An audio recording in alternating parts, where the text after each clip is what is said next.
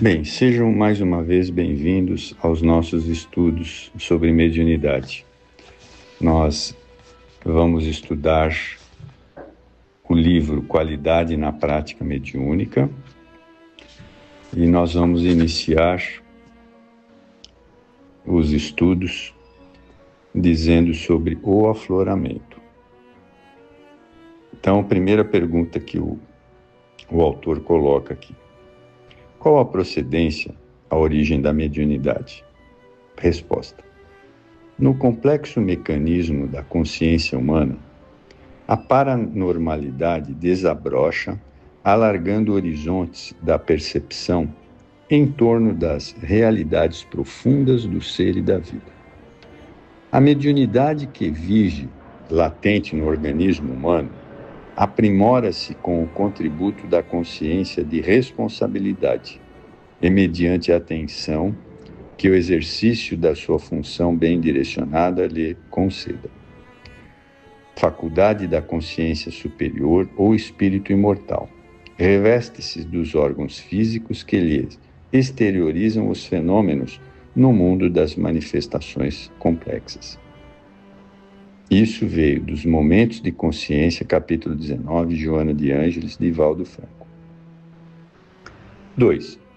O afloramento da mediunidade tem época para acontecer? Espontânea surge em qualquer idade, posição social, denominação religiosa ou ceticismo no qual se encontre o indivíduo. Normalmente chama a atenção pelos fenômenos insólitos de que se faz portadora, produzindo efeitos físicos e intelectuais, bem como manifestações na área visual, auditiva, apresentando-se com gama variada conforme as diversas expressões intelectuais, materiais e subjetivas que se exteriorizam no dia a dia de todos os seres humanos. Isso está em Médiuns e Mediunidade, capítulo 7, Viana de Carvalho, psicografia de Divaldo Pereira Franco. 3. De que modo a faculdade se manifesta? Explodindo com relativa violência em determinado indivíduo, graças a cuja manifestação surgem perturbações de várias ordens. No outros aparecem sutilmente, favorecendo a penetração em mais amplas faixas vibratórias, aquelas de onde se procede antes do corpo e para cujo círculo se retorna depois do desgaste carnal.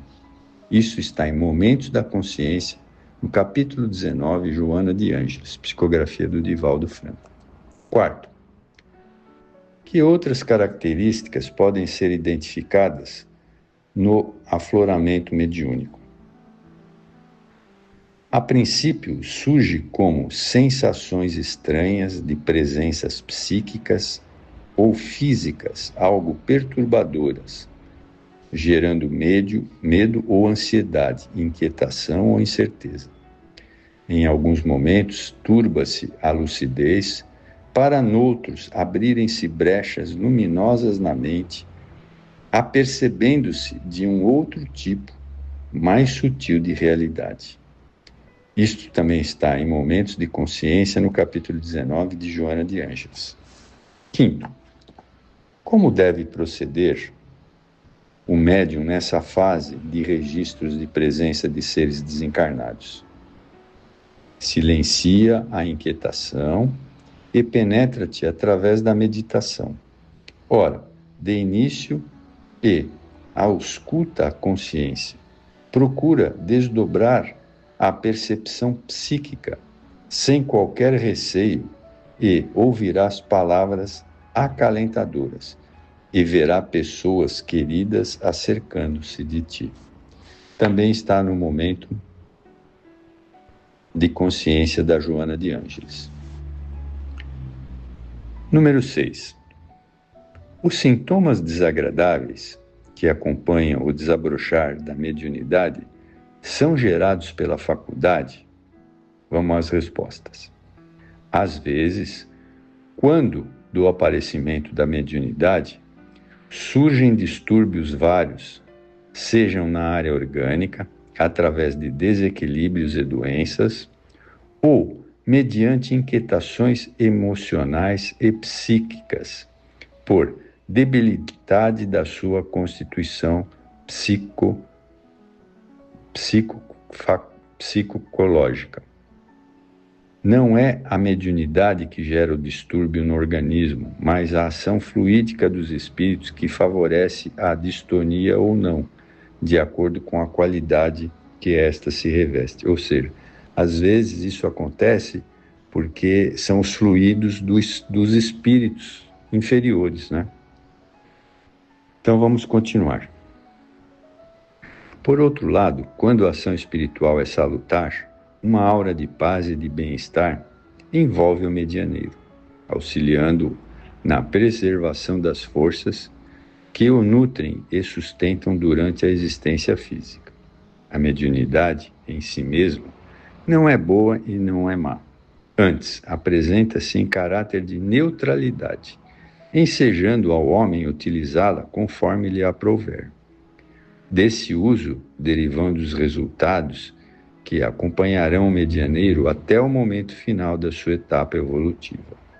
Isso está em Médiuns e Mediunidades, no capítulo 7, Viana de Carvalho. Então, isso significa que a mediunidade, quando ela está presente, o médium é que vai definir o que vai fazer dela, né? Mas como a gente viu lá no começo, o médium é aquele espírito que é um grande devedor, né? Então a mediunidade é uma forma dele resgatar os problemas de todo o seu passado. Então precisamos aproveitar bem isso, né? Item 7. Por que motivos o afloramento da mediunidade surge em grande número dos casos sob ações obsessivas? Como se pode avaliar, o período inicial da educação mediúnica sempre se dá sob ações tormentosas. Um médium é espírito endividado em si mesmo, com vasta cópia de compromissos a resgatar. Quando a desabrochar, trazendo matrizes que facultam o acoplamento de mentes perniciosas do além-túmulo, que o impelem ao trabalho de autoburilamento, quanto ao exercício da caridade, da paciência e do amor para com os mesmos, né? Ou seja, por que surgem sempre, quando tem o afloramento da mediunidade, é mais sobre as ações obsessivas? Porque nós somos grandes devedores, né? E aí quem é que pode se aproximar? Um mentor? Claro que não, né? São os espíritos afins, que são de baixa vibração, como nós médiuns, no afloramento da mediunidade. Mas isso é apenas um estágio momentâneo. Mas, continuando. Além disso, em considerando os seus débitos, vincula-se aos cobradores que não o querem perder de vista, sitiando-lhe a casa mental, afligindo-o com os recursos de um campo precioso e vasto. Qual é a percepção mediúnica, tentando impedir-lhe o crescimento espiritual, mediante o qual lograria libertar-se do jugo infeliz? É óbvio isso, né? Os nossos inimigos não querem que nós possamos progredir, porque eles sabem que se você pega o caminho da espiritualidade, se você começa a entender, ler as obras básicas e estudar, frequentar o centro espírita, eles sabem que, na grande maioria das vezes, é um caminho sem volta. Então, eles não querem perder você para esse lado. Então, eles vão fazer de tudo para manter a gente sob rédea curta. Por isso que, no início, a pessoa tem que ser muito forte e tem que ser firme para continuar, tá? Bom, vamos continuar aqui. Olha, ele vai citar exemplos aqui. Criam armadilhas, situações difíceis, predispõem mal aqueles que a sofrem, cercam-no de incompreensões, porque vivem em diferentes faixas vibratórias, peculiar, diversa dos que possuem disposições medianímicas. É um calvário abençoado a fase inicial do exercício de desdobramento da mediunidade. Outro sim, este é o meio de ampliar, desenvolver o treinamento do sensitivo, que aprende a discernir com o tom psíquico dos que o acompanham em espírito, tomando conhecimento das leis dos fluidos e armando-se de resistência para combater as más inclinações que são os ímãs a atrair os que se encontram em estado da erraticidade inferior. Isso está nas Fronteiras da Loucura, no capítulo 23 de Manuel Filomeno de Miranda.